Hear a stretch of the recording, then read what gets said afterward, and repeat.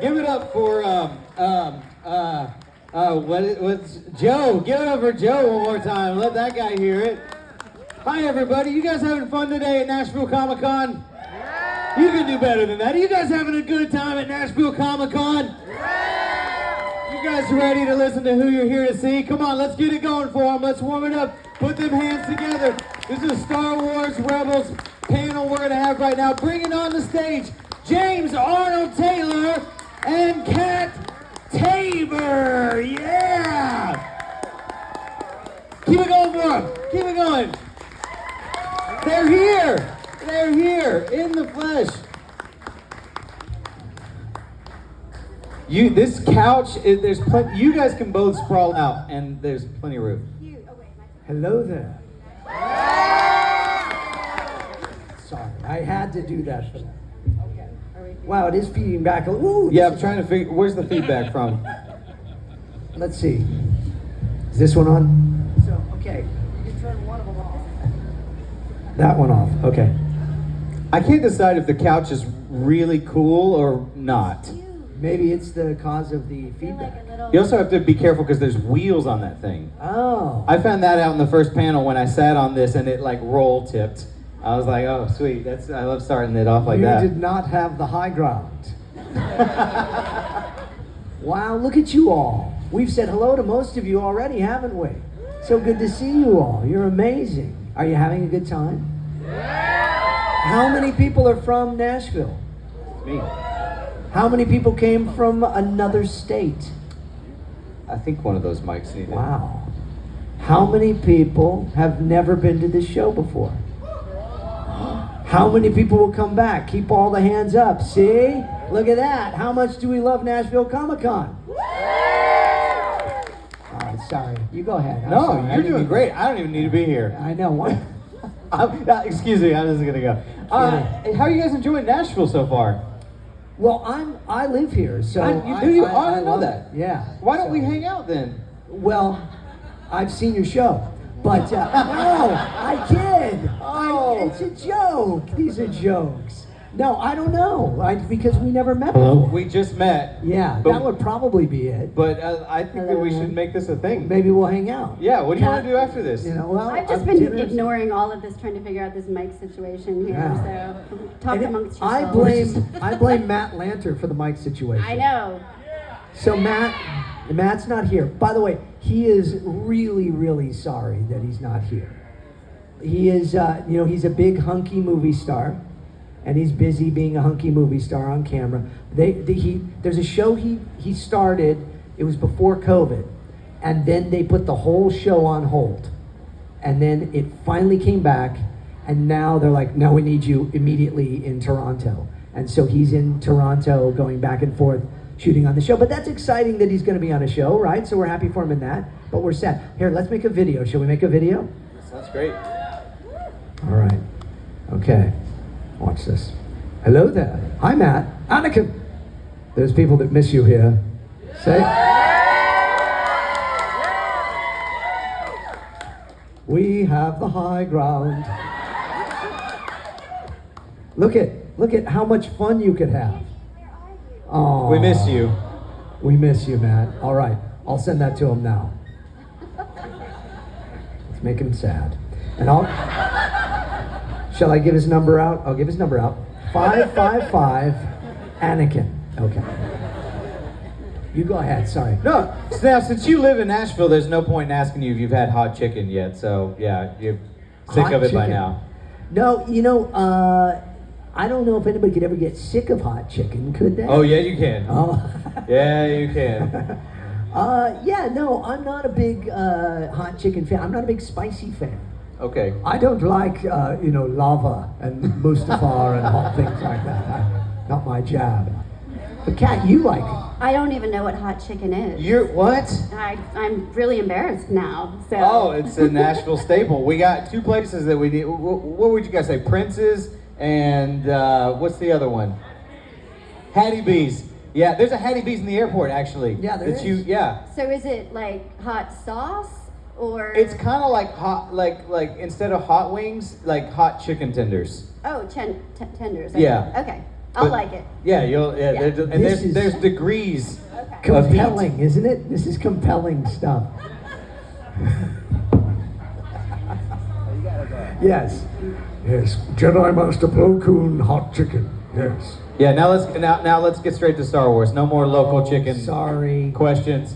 No. As somebody, you guys go all around to lots of conventions. You interact with lots of fans. What's the one question that you guys always get asked that you secretly hope no one ever asks again? Oh, wow. You want me to take that? You start. She's like, yeah, you I'll take let you that. go. Well, no, I think one of the ones is usually what is your favorite episode? But I like answering that question because, let's see, ask me what my favorite episode is, my dear. What's your favorite episode? I'm so glad you asked. Well, it's my least favorite and my most favorite at the same time. Do you know what I'm going to say then? Some people do. Are the Duchesses here? The Duchess Satine's here? Yes. The Lawless from season 5. It's my favorite and my least favorite. Do you know The Lawless? Not Pretend off the top like of you my do. head. Pretend Yes. like you Yeah. I do. And then you do this. You go, oh yeah. So That's do you know The Lawless? It's a great one. Oh yeah. But also, I understand why it's your least favorite at the same time. Yeah. See? Good job. He's good, man. He knows. Yeah. So, because the Duchess Satine, Darth Maul, I don't want to give any spoilers to anybody, but there's some stuff that happens, and Obi-Wan is not too pleased. And so, that one is, yeah. Now we've brought the room down. I'm sorry, but it was a good question. What about you, Kat? Kat, bring us home. There's not really a question that people ask that, so far that I don't want to hear. People, I think it's more of what are our favorite questions, and it's usually like, who are some people that you worked with that were really exciting, which during Clone Wars, we had some really cool people that we had come in and work with. James Arnold Taylor. Yeah, James Arnold Taylor is number one. Pretty cool. He sounds familiar. I think I've heard of that guy. He's a bit of a diva. Oh, but, yeah. but yeah. And he's not really that good of an actor. No. Bit of a hack. Just kidding, of course. No. We've had all sorts of really amazing people on this show, from Simon Pegg to Michael York. Michael York was a very... Michael York was one of our favorites. So was that season 2? 2 or 3, With the blue... Blue Shadow Virus. Blue Shadow Virus. And he was Dr... Oh, she's saying it's 1. Emma says it's 1. Is it season 1? It is season 1, right? I trust Yeah, her okay. over us. And I'll give you a little secret. I don't know if you know this. When they did the Lego version of him, I actually did his voice. Oh, wow. Can you Because they do weren't it? going to bring Michael York in for a video game. Can you do right? it now? Yes. That's all I said. Yes. But we met him. Michael York, Now, if you know, like Austin Powers.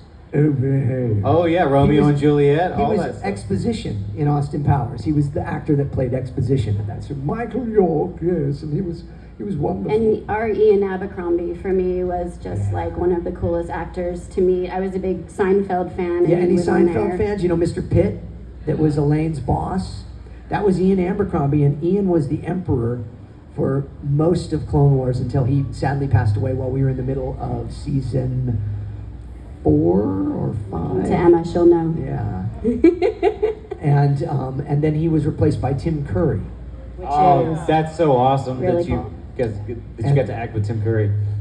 Best moment for me with Tim Curry was I was in the room doing some pickup lines, meaning we had recorded an episode and then they needed to correct some lines and I needed to come back in and change those before we did. So I'm in the booth recording and then I look through the glass and Dave Filoni's in there. Everybody knows Dave Filoni's the director and Star Wars extraordinaire. And Dave is there directing me. This is Dave Filoni's voice. It's really good, James. Okay, let's do another take. And then I look over and Tim Curry is sitting there watching. And that's no pressure. Tim Curry, big actor. And I went in and I said, Mr. Curry, it's a pleasure, it's an honor. And he says, the pleasure is all mine. I thought, wow. And then I passed out. But Now, with all the interactions that you had with fans, can you think of a specific interaction that was the funniest to you that you were like, oh, this is great, this is classic? this right here, now, I think is. But I said fan interactions. Well, no, I know, but I'm a fan of yours. I'm a huge fan of yours, and so we've had some great moments even here today. Yeah. Signing body parts is always. Oh yeah. That's always Has interesting. anybody ever went and got it tattooed afterwards? Yeah. Yeah, that's always interesting. But funny interactions. We've had some fun today, haven't we, everybody? We've had some great fun. I'm seeing so many faces that I recognize, and so it's always good to see everybody and do voices for you all. So you all like Obi-Wan Kenobi, yes? And you know I'm Jedi Master Plo Koon. But did you know I'm also Johnny Test? That's pretty cool, huh? And if Christopher Walken isn't able to do his own voice, I come in, I do it. It's crazy, you know. Or Captain Jack Sparrow, mate, or Hiccup from How to Train Your Dragon. Or who else can? Whoa, wait a second, Doc. This is heavy. You mean to tell me you built a time machine? The way I see it, if you're going to build a time machine into a car, why not do it with some style? Whoa, Doc, this is heavy. Weight has nothing to do with it, Marty. So we have fun doing voices at the table with people. You should have got the Rick and Morty job. Yeah. That would be fun in sessions though, because you would have these guys like James and Phil Lamar and D. Bradley Baker, Tom Kane, and these people who can do all these voices. And the fact that we would ever finish an episode on time would be like just a miracle, because they're all so talented and so funny. And annoying. No. And it would just be one thing after another, and those were funny. We were rolling on the floor laughing and barely getting finished with work. Now, I don't know if you know this, James, but Michael Rosenbaum also has an excellent Christopher Walken impression. I just heard it about an hour ago, and I would love to see you guys have a Christopher Walken off. That's true. It would be great if he came in and did it.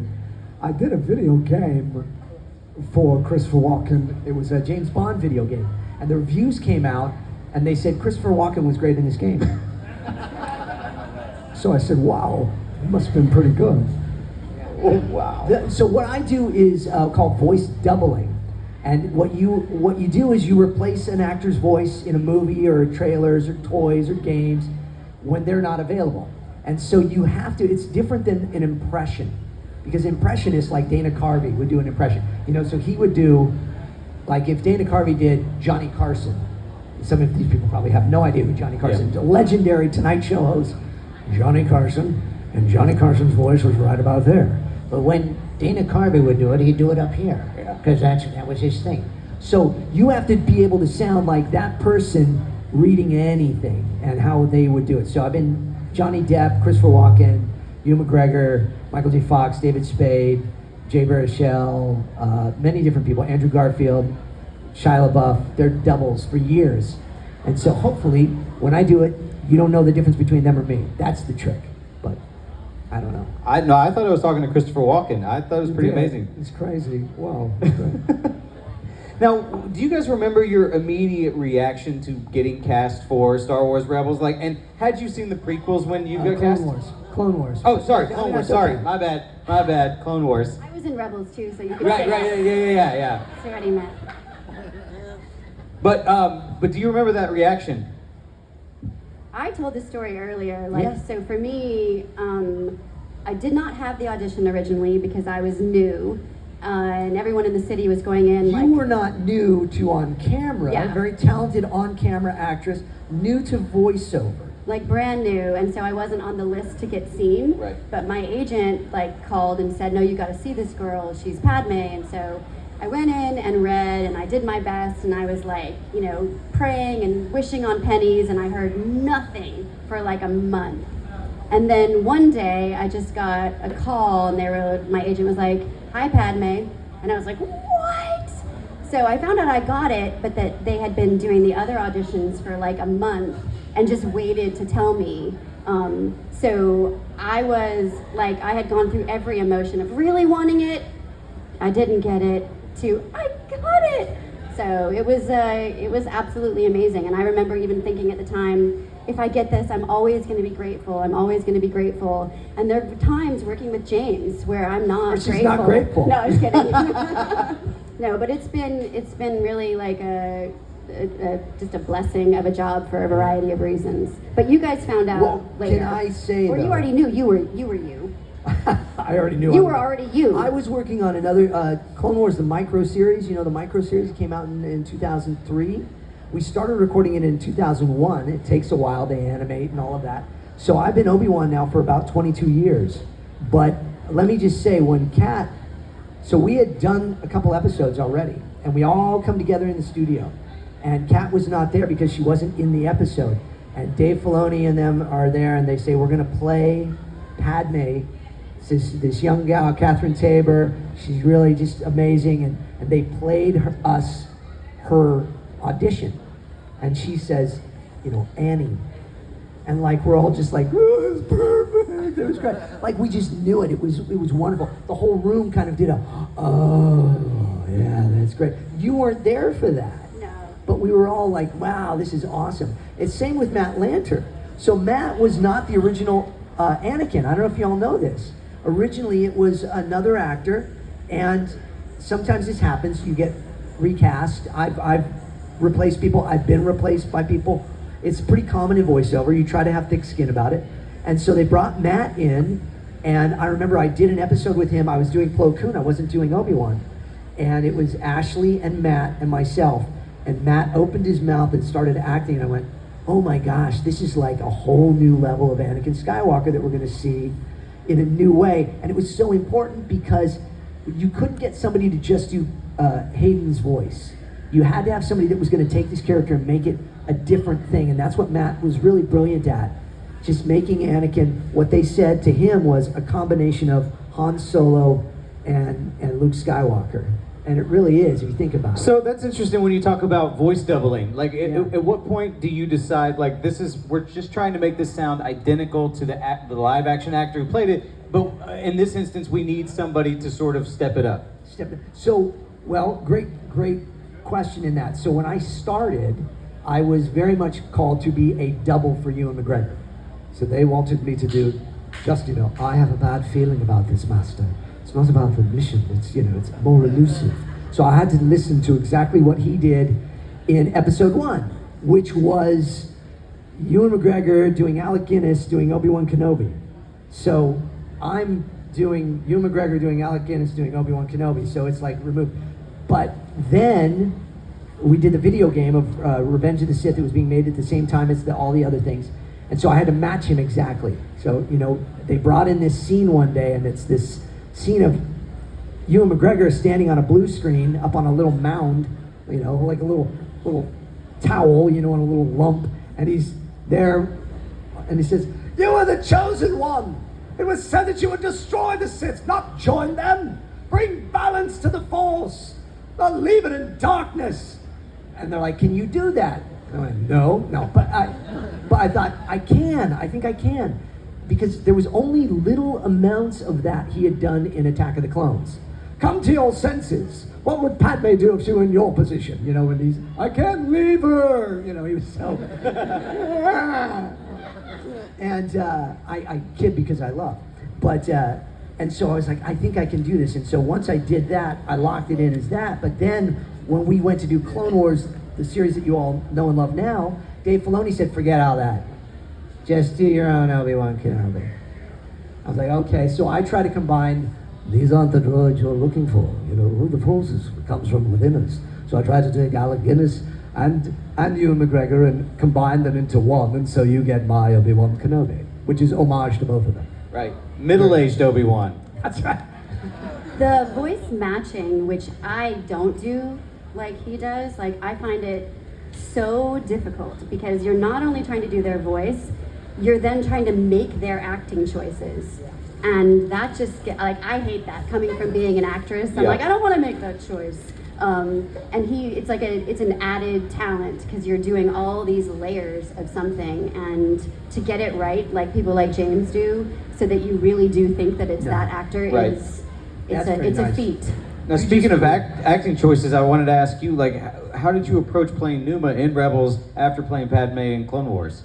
I was just so excited that Numa had shown back up, because I can tell you that from the first time Numa existed, and the first character I ever did in any Star Wars was Mission Veo, a Twi'lek, and then I'm Vet. And so I just have this dream of a spin-off series about Twi'leks. And so, by the way, everyone who's nodding their heads, write a letter. But I just think it would be super cool, and Numa was such a great character, and that arc was heartbreaking on so many levels. The Clone Wars had some storytelling in it that was just just miraculous. It was so good, and that was one of them. And so to get a chance to see her grown up was great. But I just still am fighting for like a Numa spin-off series altogether. A wacky sitcom. Yeah, no. James, I'm curious to hear your thoughts on this because I feel like Obi-Wan's been covered in so many various ways throughout his life. I mean, from the prequels and the originals and Clone Wars and so on and so forth, and then the new show that just came out. Is there any period of life from Obi-Wan that you feel like has not been tapped that you would love to see? My Duchess over there, yes. Yeah, the Obi-Wan Satine time period. I think that they could do a Tales of the Jedi series, a 6-episode, 8-episode series, and telling what Obi-Wan and Satine were like as young people and experience that. Do we all agree? Yes? I really hope they would explore that at some point, just like I hope they'd explore Plo Koon and Ahsoka, because Plo Koon, the other character I play, he's the one that discovered Ahsoka when she was little. So I think that there's so many opportunities like that they could do. I mean, they could do a whole spin-off of Anakin and Padme, you know? Yeah, they could. Right? I think that there's still people that want more of that, right? I mean, we want to see these characters still. And George's original plan was to do 300 episodes. And we did over 100, but man, we still could have kept going, I think. So, yeah. Yeah, a lot of untapped potential. Now, I know that with voiceover work, a lot of times you guys have to do it separately, but I was curious, did you guys ever work together on the show when you were acting? Every episode. Oh, really? Yeah, we were wow. always in the round. We would big studio out in Los Angeles, LA studios, and we would record together. We were usually on the other side of the room from each other. Did you notice that? Yes. Was that a request by you? It was. Yeah, I figured. No. Yeah, we had a lot of fun like that. It felt like, we always say like a radio play, like if anyone knows what that is, but like you're standing there at your microphones, but you're acting off of the other people, especially like with Matt, if we had an Anakin Padme scene that was supposed to be flirty or, we were hurt or whatever, it really helped to have that person right there and to be able to see them. And they would, on a technical level, they would put us apart from each other if we had a lot of lines together. Yep. And that's so they can have separation on the microphones. But yeah, most of the time we were all in the room together. The only person that wasn't really usually there was Tom Kane. Tom played Yoda, and then he also was, the narrator. Crisis on right off, it's the opening of every episode. And he lived in Kansas City, and so he would patch in. And so we would come in as they're finishing up recording Tom usually. And so we get to say, hi, Tom, and then we'd hear each other, but we wouldn't see each other. But yeah, he was amazing. Oh, that's amazing. Yeah, because I've asked so many voice actors that, like, hey, how'd you like working with so-and-so? And they're like, we never met. Yeah, so... Yeah, well, I've worked with Michael, I can't even tell you how many times we've never met. That's wild. I mean, outside of the Comic-Cons here. Right. And, that's usually just a hi, how are you, awkwardly in the green room. But, Samuel Jackson, Patrick Stewart, Harrison Ford, all these people. Worked with so many people, never met them at all, yeah. Yeah, that's wild to hear. Now, before we open it up to audience questions we're about to do, I know this is a Star Wars panel, but I wanted to tell you, James, real quick, that I was a huge fan of TMNT. And wasn't he amazing as Leonardo, everybody? And so, how much do I owe you for that? No, but I love that movie, and it's such an underrated Ninja Turtles movie, and I really wanted to ask you, do you know what the plans for that was going forward? Yeah, it's a real drag because Yeah. it was supposed to be the new Turtles. Yeah. And we were going to kick off a whole new series. We were going to do more movies. The next movie was going to have everybody in it and the Shredder and all of that, and I really loved the animation. It was so great. It was really well done. What happened was it was kind of a victim of Hollywood as it is. They were looking for distributors and such, and the Weinstein Company bought it up, and then they recast everybody. That whole movie originally was done with voice actors. Quentin Flynn, where's Quentin? He's over there. Quentin Flynn, very talented Quentin Flynn, voice actor. He was actually Casey Jones originally. Nice. And a couple other characters in it. Nika Futterman was in it. And then they decided, we need names. Mm-hmm. So they were going to recast everybody, including the four of us Turtles. Nolan North, Mitchell Whitfield, and Mikey Kelly and myself. And actually, Eastman and Laird, the creators of the Turtles, said, no, these guys are the Turtles. When you hear them, we don't want you to go, oh, it's Ashton Kutcher and David Spade. They wanted to go, oh, that's Leonardo and Raphael. And I think, to their credit, that's kind of one of the things that saved that movie, was being able to keep us there. But we redid the entire film, too. Wow. So I started doing Leonardo kind of where I do Ratchet. He was kind of up here. And then if you watch it, I'm ready for my training, master. Now I'm down here. They were like, we want him Christian Bale as Batman, which was funny because at the time I was actually Christian Bale's voice double for the Batman movies. So it was like, do you really want me to be doing this? It just didn't work. So they had me drop my voice down. They had us pull it back, and they changed a lot of it. But the core of the movie is still a lot of our original takes. Like in that fight scene on the roof, you aren't ready. You're impatient and hot-tempered, and more importantly, I'm better than you. That was the original take. Because they went, we can't have him, I'm better than you. It just would have sounded stupid. So there was a lot of ups and downs in that movie. It's a drag. It didn't get to do more. Yeah, I feel like only Christian Bale Batman voice works for maybe Raphael, if anybody. Exactly. Not Lito. Yeah. No. You guys ready to ask some questions? All right, raise your hand. We got Joe with the mic over here. He's going to come find you. Okay, we got a few. All right, let's go. What was your favorite battle for both of you? Like during the Clone Wars, you think? Ooh, battles. You actually got to, I did a lot of stuff. I shot people and what's Jamie's character? Yeah, I did a lot of cool stuff. A lot of fighting. So whenever people are like, "Oh, damsel in distress," I'm like, "What show are you watching?" I like the murder mystery one, with you and your dad, Phil Lamar playing Jimmy Smits. No, those are Bail Organa and stuff, and the whole mystery stuff. But my action scenes, I think, would be with General Grievous. I enjoyed those, and Ventress. I always enjoyed fighting with Ventress. Red's not my color, yes. We heard James' favorite episode earlier. I was wondering, as Padme, what is your favorite episode out of the Clone Wars series? It's hard to say that I have one. Like I really love the arc in season 1, the Destroy Malevolence and whatnot arc, because there's some stuff with the three of us that's so great. I really love the Innocence of Ryloth with Numa again, because I just thought it was such good storytelling. And then any episode where there was a Padme Anakin scene, I love. And then I love in season 7 when he's talking to me as the hologram, and you're outside. And I hope you at least told Padme I said hello there. I actually love that episode so much because it was really important. Like you saw a lot of stuff in that episode that in the Star Wars world was very important, and I loved that. It was so much fun, and I just like it when we're all together. Yeah, Bombad Jedi, that was a good one too. That was super fun. I love Jar Jar, so anything with Jar Jar to me is hilarious. Isn't it nice that Jar Jar's getting a little? Yeah, I think it's great to see that Jar Jar's kind of having a resurgence. Well, kids always liked Jar Jar, and then my parents loved Jar Jar, so it was just sort of that middle generation that was like, ugh. And Ahmad Best is just an amazing actor and just a really talented, beautiful human being. So it's great because we used to do this thing called Star Wars Weekends, and we kept trying to get him to come out. And he's like, I don't want to come out. And he finally came out to one, and he got standing ovations every night. And it was like he saw that people actually really cared, so it was important. Yeah, That's so nice. After season 6 ended, we all thought it was over, and then after a few years later, they finally released the reveal trailer for season 7, and there was so much hype around it, hashtag Clone Wars saved and everything. So what was y'all's reaction when y'all got the call that the final season was finally coming out after all these years? Wow. I mean, do you remember when you got the call and the information? Well, Did I tell you? you told me. Okay. Padme, yes. This is Obi-Wan Kenobi with a special message.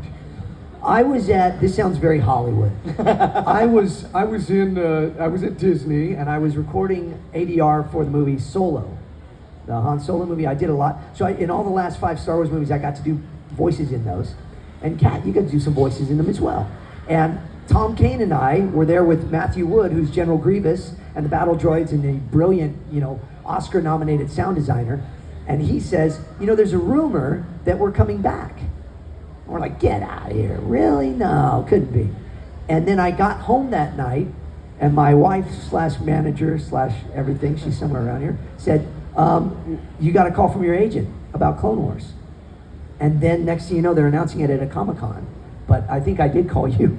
Yeah, and you know what? It's funny. It is one of those things that just as a life lesson, you never know what miraculous thing is around the corner. And like half the time you just couldn't have even imagined it, because I remember after we did that, then we were just up visiting Skywalker Ranch. Oh yeah, that's right. And we're up there, and I wrote like in my journal, like, if you had told me a year ago that I would be back at Skywalker Ranch with these knuckleheads that I love so much, I would have said, you're crazy. How could that happen?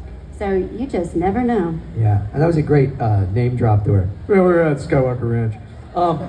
But you know, no big, whatever. So, yeah, it was amazing. It was really wonderful. And it really is because of all of you. Yeah. So what is your favorite memory or episode with Sam Whitaker? Darth Maul. Sam Whitaker, yes. He's actually not that bad of a guy. His first episode was the Mortis arc. Y'all know the Mortis arc? Very confusing, very weird. Is it a dream? Is it not a dream? I don't know. Did George go to sleep one night after eating chili and go, I got an idea? Because it was the first introduction of what's behind the Force. So Sam comes in after being a very popular character in a video game, right? We all know. And here he is, and it was so funny. Do you remember seeing like Matt and Sam together, and it was like dun dun dun dun dun dun dun. It was like Duel of the Fates there, the two hunky guys in the room together, out acting each other. It was really great. But then he gets the call that he's going to play Darth Maul, and we all kind of lost our minds. Like, how are you bringing Darth Maul back? Last I remember, I cut him in half.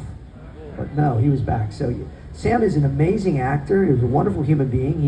He's the only person in the studio that, outside of Catherine Tabor, could have out-Star Wars Dave Filoni. And he did do that once. Y'all know that story, right? Is in the Mortis arc, there's a dream sequence with Shmi, Anakin's mom, and Anakin's line is, he's talking about Padme.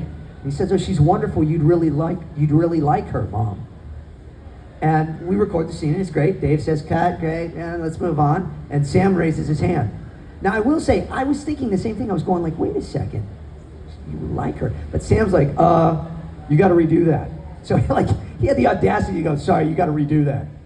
They're like, "What are you talking about?" She knows her. Episode 1, they had dinner together, they met. Dave's like, "Okay, hang on a second." "Yeah, we're gonna redo that." And then they changed the line. Yeah. But Sam is a wonderful human being. Okay, so before I ask my question, I just want to say that I am overjoyed that both of you got the chance to come back to Clone Wars, and let alone that the team who worked on it is still getting work to do with Disney with the likes of Bad Batch and Tales of Jedi and so forth. So I'm just really happy about that. So about my question, Catherine, have you by any chance met Natalie Portman? No, I haven't. And I mean, obviously I was a huge fan of her just as an actress from before. So it was a big honor to get to follow in her footsteps with this character. I've never met her. I remain a fan. I was very excited to get to meet Carrie Fisher.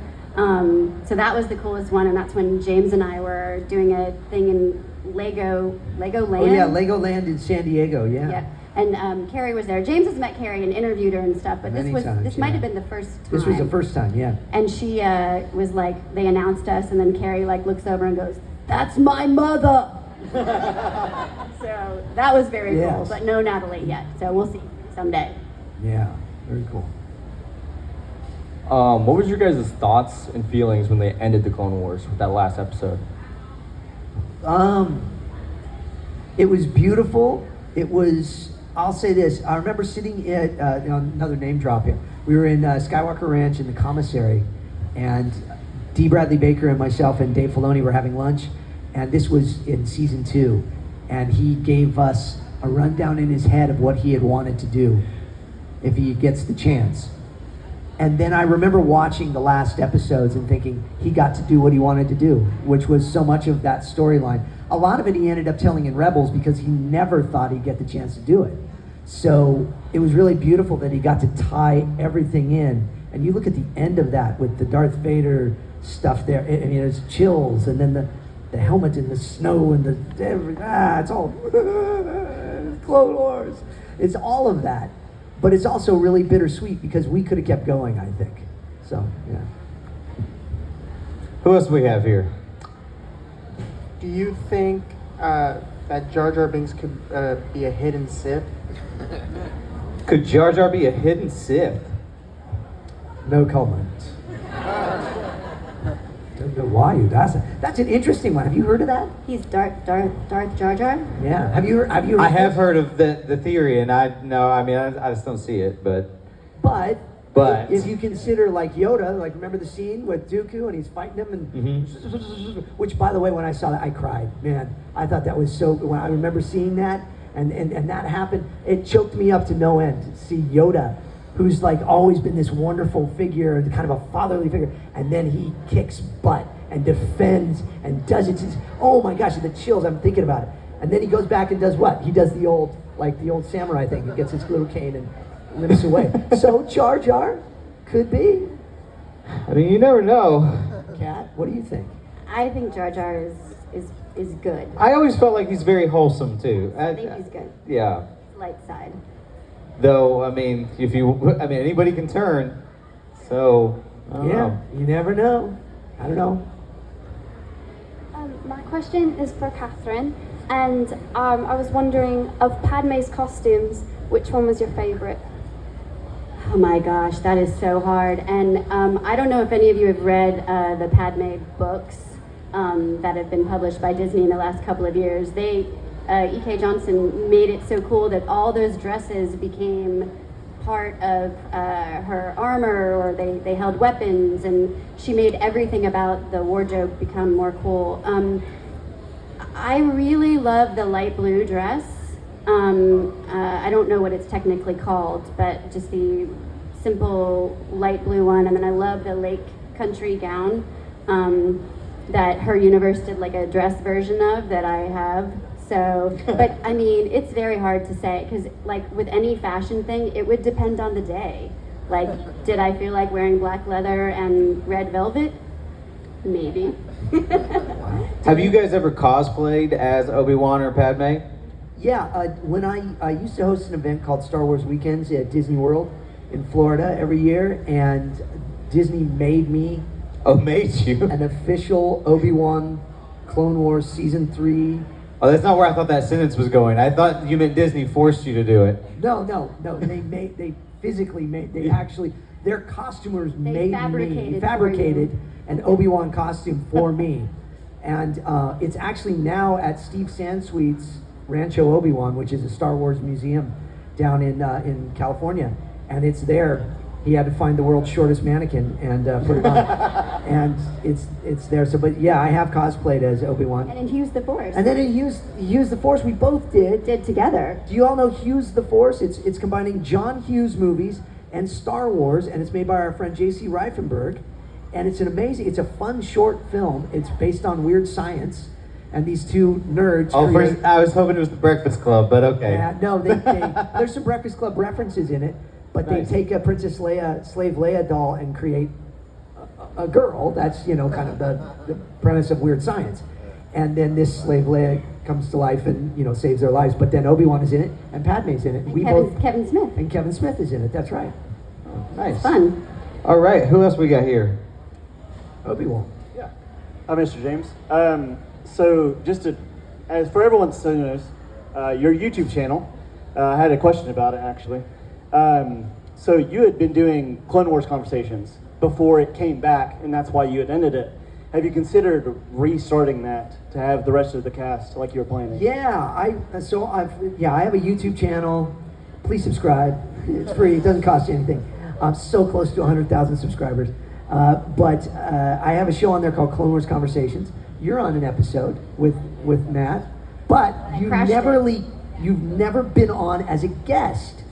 So I never got to interview Ashley or Dee or sadly Tom or Catherine, and I would love to do a second season, but what happened is COVID hit and I didn't want to do it over Zoom. I just thought, that's, everything is on Zoom now. So if I could get it now and get everybody back and bring them to here to Nashville and record it? Yes, I would love to do it again. Hey, what's your YouTube? I'm gonna subscribe right now. I'm gonna help get him to 100,000. We can do that. We all have phones. Oh, come on. What, everyone here? Just search for James Arnold Taylor or Jat Actor, even J-A-T Actor, and you'll see it. I found it. Subscribe. Look, I subscribed right there. You're so sweet. Give us a kiss. And my podcast is on there. It comes out every Monday. There's a new podcast coming out this Monday. And it's a lot of fun. And shameless plug. Thank you so much. I have a movie coming out soon, too. There you go. I think we have time for maybe 1-2 more questions. Do you think that Anakin was always destined to become Darth Vader? I mean, I somehow in my head still think that the story can go another way. I'm like still waiting for something to change and like that Padme's not actually dead and, you know. But yeah, I mean, I think that's kind of the point of the tale is that, you know, his pain and his suffering and his attempt to control everything leads you away from the light. And so sadly, and that's what makes it so tragic. And especially in Clone Wars and what Matt was able to do with Anakin. I mean, I love Clone Wars Anakin. Like, he's such a great guy. And it's like, it's so easy to fall into darkness, even as a great guy like that, because you're trying to hold on so tight. So it's a beautiful, he would tragic blame his tale. teacher, I suppose, wouldn't he? You know, the thing is about it is, it's just like with Obi-Wan. He's a true believer, right? You know, the people always go, well, should he have finished the job there on Mustafar? He thought he did, right? And Dave Filoni pretty much blames Obi-Wan for everything. It's like, if he just finished the job. But the beautiful thing about it is still Return of the Jedi, that he does redeem himself and Luke at the end, right? I mean, what happens after that in Force Awakens and all those things, I don't know. But, you know, I think that that's the cool part, is that you could question, well, did he? I mean, yeah, he became a very bad person. Bad stuff happened. But that's the beautiful thing about the human condition, right? Is we're all sinful, we all screw up, and then we have redemption. And he redeems himself in a beautiful way at the end, right? So, I don't know. It would be really boring if he otherwise, right? So, yeah. All right, last question. Okay, so I saw an interview with Ashley Eckstein and Dave Filoni where Ashley Eckstein was saying like how Dave Filoni would pitch her like crazy story ideas about how Ahsoka died. Did Dave Filoni just pitch you like any crazy ideas in general? I mean, like, obviously not about the deaths because we see that in the films, but just like any crazy story ideas? It's a great question. That's good. Well, I felt like there was like some of the episodes with Clovis where like Anakin and I were basically breaking up, and I was like, "What are you doing? You can't do this." But he always said, Dave always wanted their love relationship to be authentic and real, and that they really did have struggles, especially because they both had all these responsibilities and they had different perspectives. So I would say that seemed like a crazy idea when he was like, "Okay, you guys break up," and I was like, "What?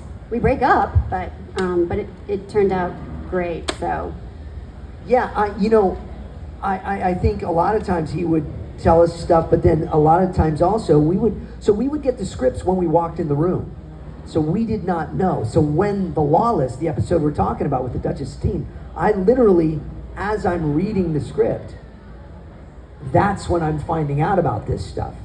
So he didn't tell me anything about what was going to happen. And he liked doing that to mess with us, I think. But yeah, he would kind of taunt Ashley and go, "Okay, here's another way that Ahsoka could die." And, you know, it's like, but then he knew what was going to happen ultimately at the end. So I think that's what made it great, was that we are all fans of Star Wars as well.